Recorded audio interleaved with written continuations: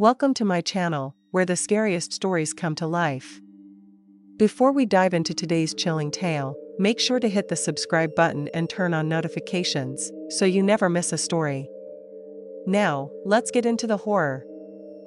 My friend and I decided to get something to eat at a restaurant just down the street from where we worked. She was 22 at the time, and I was 24. We were in no way involved in a romantic relationship.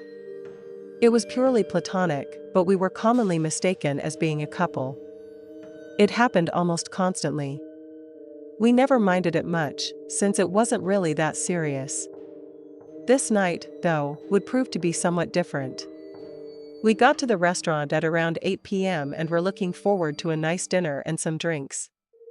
We were seated and given our menus and a little piece of paper with some questions on it. It was one of those things where you sign up for a newsletter from the restaurant or whatever, and you're entered to win a free meal or two. I wasn't really interested, but my friend Allison was. She filled out the little paper and gave it back to the waiter. She had put her phone number and address down in case she won.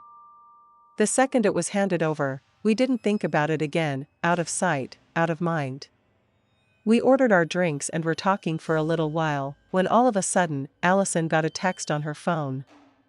It said something about how gorgeous she looked that night and that the person texting her thought she looked better in red. I saw the look on her face as she read that text, and she handed me the phone. Immediately, I could see it. I didn't like the thought of someone we didn't know creeping on my friend like this. We looked around to figure out who could be watching us. Maybe it was one of our friends who was in the restaurant as well, just messing around with us. No one we knew was there. I was starting to get a little bit angry, but Allison told me to calm down. It wasn't such a big deal. The text was just a harmless compliment, after all. We tried to continue with our dinner. We ordered food, and about 5 minutes after getting it, she got another text. This time, it wasn't so innocent. It detailed just how much this person loved watching her eat her food. It was really turning them on. She nearly choked reading it. It was disturbing to see the message myself. That's when we started to get really concerned. Someone was in the restaurant somewhere and clearly observing us. She tried to call the number, but no phone rang. She just wanted to go. I agreed that would probably be the best decision. I called the waiter over and asked for the check while also explaining what was going on. I didn't know if all the women there were at risk of this guy creeping on them, so I warned her that something was going on. I thought it was the right thing to do. She thanked me for telling her and apologized profusely that someone was harassing us. She told us she'd get our check settled as fast as possible. As we were sitting there waiting, though, another text came in. It was about how Allison deserved someone better than that ugly beta sitting next to her, clearly talking about me. Another came in saying she could do so much better and that he would show her a real good time. I gave Allison a hug and tried to console her. This guy was clearly targeting us for whatever reason. I wanted to do something to provoke a reaction big enough that I could figure out who it was. I was going to find this guy. Unfortunately, no matter how close Allison and I seemed to be, nothing I did provoked a reaction from anyone around us. We got our check and were about to leave when she got another text. This time, pictures of us from behind came through, along with a very explicit message about what he was going to do to her. That made me beyond mad. I took her phone and asked for the manager. I suddenly remembered that paper she'd filled out earlier. I realized the person who was texting her had to be someone who had access to it, because the forms had been placed behind the bar after being collected. It had to be someone who worked there. I told the manager everything and showed him all the texts. I demanded he find out who was sending them. He had all the employees come up front and place their phones on the bar, and we called the number. One of the phones lit up with a caller ID that said "Sexy Blonde," with a picture of Allison sitting at the table. The manager picked up the phone, and by process of elimination, we figured out who it was. It turned out to be the bartender. He looked gross and creepy, just like how you would expect him to. He had a smirk on his face that didn't go away, even when he realized he'd been caught red-handed.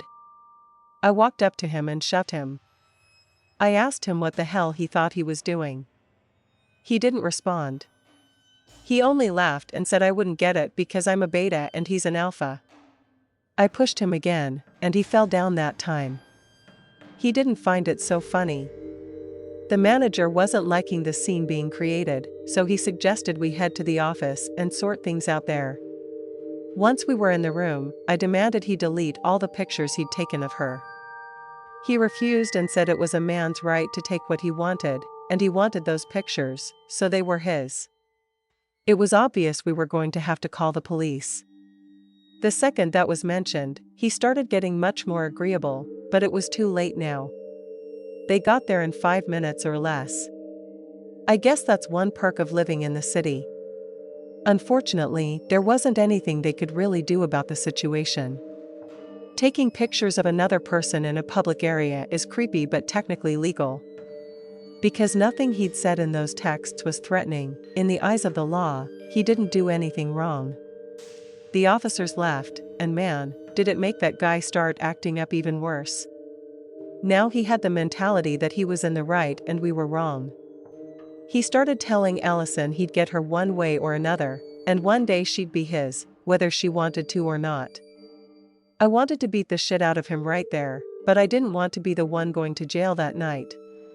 I really do wish I could say there was a good outcome from what happened, but not much was really done. He was fired, which obviously is a step in the right direction, but I wish the police would have done something as well. He didn't text Allison again after he got fired, which we were both relieved about. It's sad that some people have this mentality where violating someone's sense of security is not only okay, but completely right. Let's get one thing straight here, you're not an alpha. The only beta here is you. I used to work at a gas station many years ago. I was the clerk in the convenience store, which was open 24 hours a day. As you can guess, I worked the overnight shift.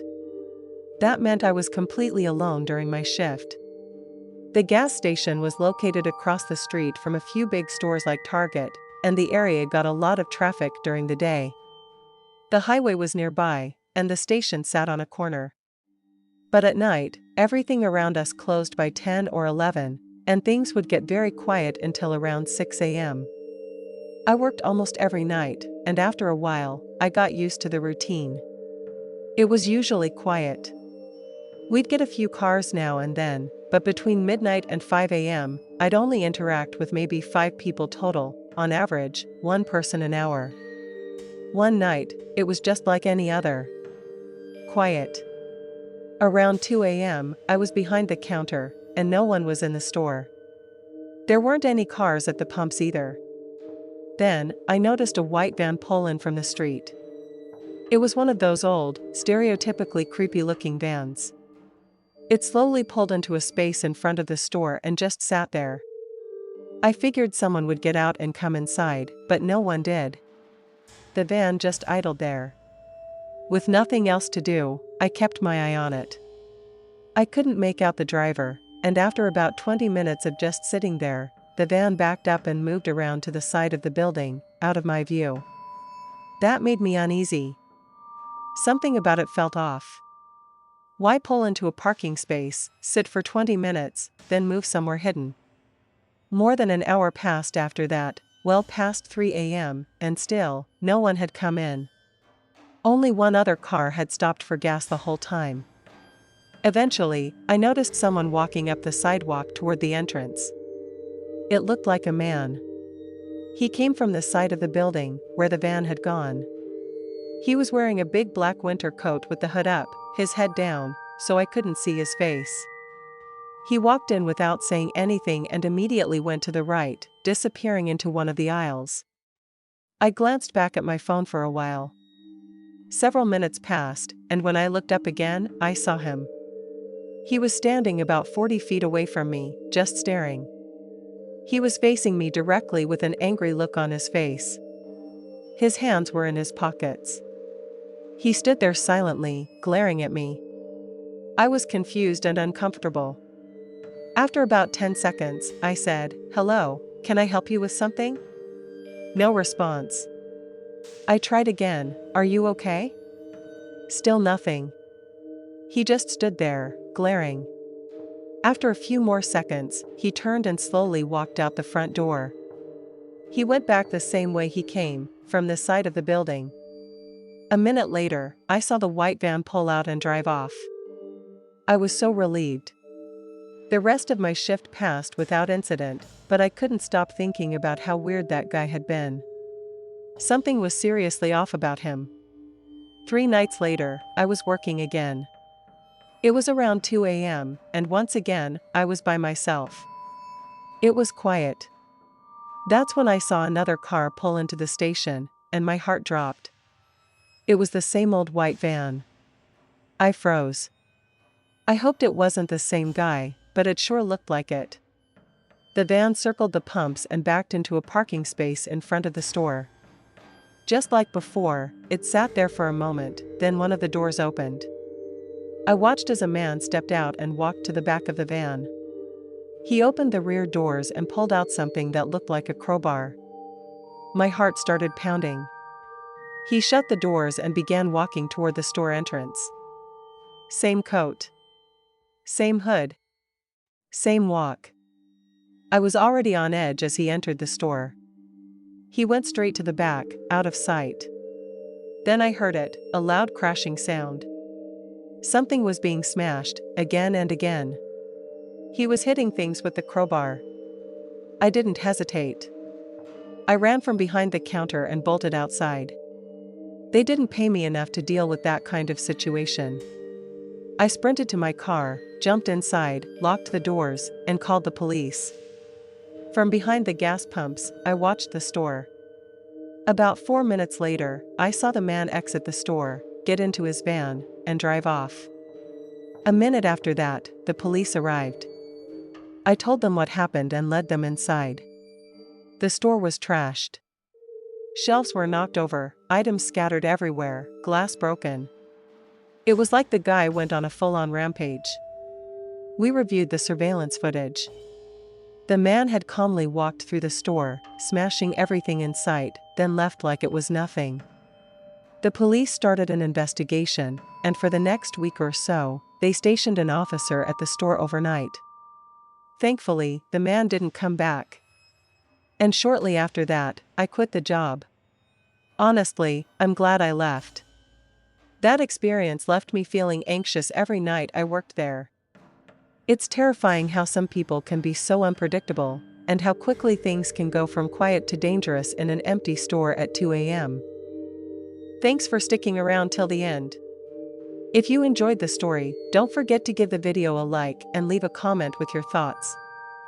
And if you haven't already, hit that subscribe button and turn on notifications so you never miss a terrifying tale. See you in the next one.